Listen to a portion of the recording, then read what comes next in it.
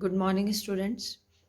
BA second year philosophy की class में हम हमारा पहला पेपर पश्चिमी दर्शन का इतिहास पढ़ रहे हैं।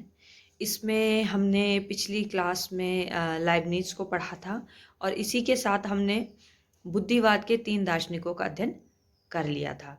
इसमें जो 3 दार्शनिक थे वो डेकार्ट, स्पिनोजा और लाइबनिज थे। अब हम अनुभववाद को प्रारंभ करेंगे। अनुभववाद पश्चिमी दर्शन में वो विचार माना जाता है या विचार की वो अवधारणा मानी जाती है जो ये कहती है या जो ये स्वीकार करके चलती है कि जो ज्ञान है वो अनुभव से प्राप्त होता है और ज्ञान की प्रामाणिकता भी अनुभव से ही सिद्ध होती है, कि जिसे हम वास्तविक ज्ञान कहेंगे, जिसे नवीन ज्ञान कहेंगे, जिसे प्रामाणिक ज्ञान कहेंगे, वो हमको अनुभव से ही प्राप्त होता है। बुद्धि का क्या रोल होता है, तो वो ये बताते हैं कि बुद्धि ज्ञान को रेगुलेट करती है, मतलब ज्ञान को एक तरीके से सिस्टमैटिक ढंग से व्यवस्थित करती है। इसके अलावा बुद्धि का कोई खास योगदान नहीं है। मतलब ये कहा जा सकता है कि बुद्धि ज्ञान को पैदा नहीं करती, जबकि बुद्धिवादी ये मानते थे कि जो बुद्धि है वो ज्ञान को पैदा करती है।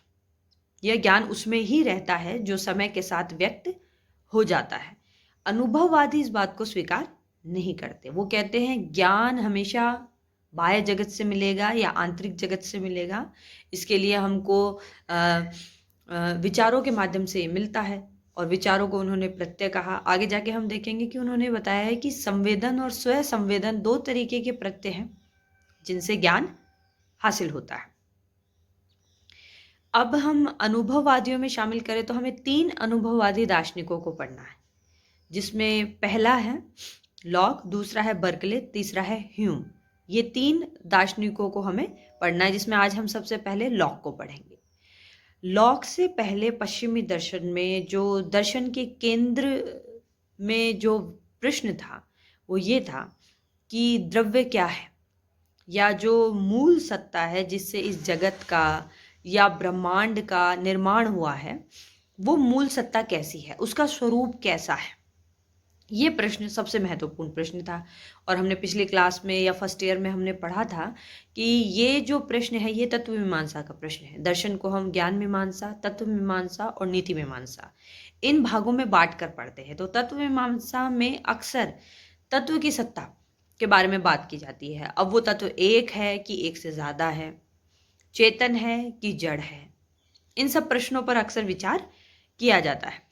तो लॉक से पहले यही प्रश्न महत्वपूर्ण था। मतलब प्रारंभिक ग्रीक दर्शन से लेकर बुद्धिवादी दार्शनिक तक इसी प्रश्न से हम ये कहेंगे जूझते रहे या इसका उत्तर तलाशते रहे कि मूल सत्ता क्या है, मूल सत्ता का स्वरूप क्या है। किसी ने उसे द्रव्य कहा तो द्रव्य का स्वरूप क्या है, किसी ने उसे ईश्वर कहा तो ईश्वर का स्वरूप क्या है।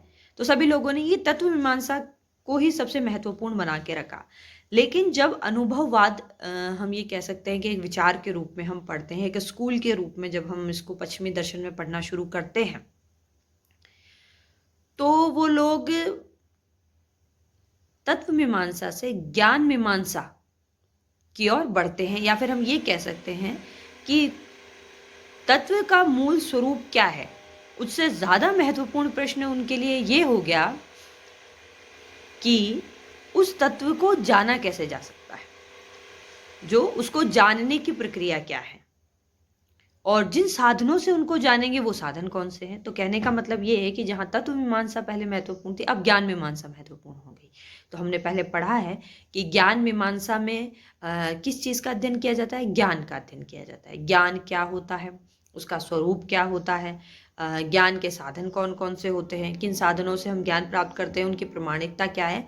तो कुल मिलाकर सार ये है कि सिर्फ ये देखा जाता है कि हमें किसी भी, चाहे वो विचार हो, चाहे वो वस्तु हो, बाह्य जगत हो या आंतरिक जगत हो। आंतरिक जगत से मतलब मनुष्य के भीतर जो चेतना है उसमें जो कुछ भी घटित होता है उसके बारे में जानना, आंतरिक जगत के बारे में जानना होता है। मतलब मनुष्य अपनी चेतना में जो घटित हो रहा है उससे जो जानता है उसे कहेंगे कि वो अपने आंतरिक जगत का ज्ञान प्राप्त कर रहा है।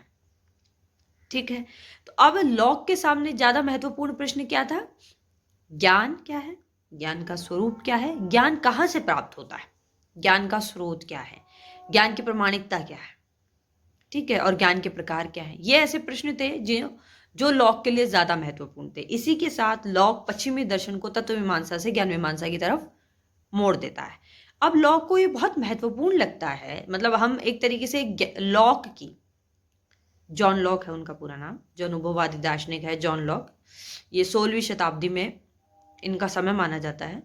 और इन्होंने अपने दर्शन को एक तरीके से कह सकते हैं कि ज्ञान मीमांसा के आसपास रखा, और हम उनकी ज्ञान मीमांसा को दो भागों में बांटकर पढ़ सकते हैं। एक उनकी ज्ञान मीमांसा का खंडन पक्ष है, और एक उनकी ज्ञान मीमांसा का मंडन पक्ष है।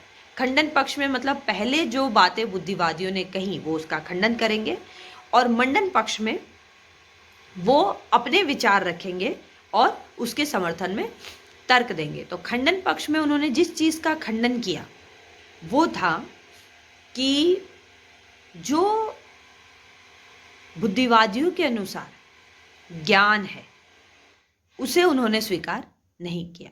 बुद्धिवादी क्या मानते थे? बुद्धिवादी ये स्वीकार करते थे कि हम उसे प्रमाणिक ज्ञान मानेंगे जो अनिवार्य होगा, जो सार्वभौमिक होगा, मतलब सभी जगह एक समान होगा, और वो अनिवार्य होगा। जैसे गणित में 2 और 2 को जोड़ेंगे तो 4 ही होगा, 5 नहीं होगा, ऐसा बुद्धिवादी कहते थे। ये वो स्वीकार करते थे, और वो ये कहते थे कि इस तरीके का जो ज्ञान होता है ये अनुभव से नहीं आता, ये बुद्धि में रहता ही है। मतलब बुद्धि का स्वरूप, या हम कह सकते हैं बुद्धि की प्रकृति ही ऐसी है कि उसमें कुछ ऐसे विचार निहित है बुद्धि के प्रारंभ से, मतलब मानव के जन्म से ही, क्योंकि उसमें मानव में जन्म से ही बुद्धि होती है, तो जन्म से ही उसमें कुछ ऐसे विचार होते हैं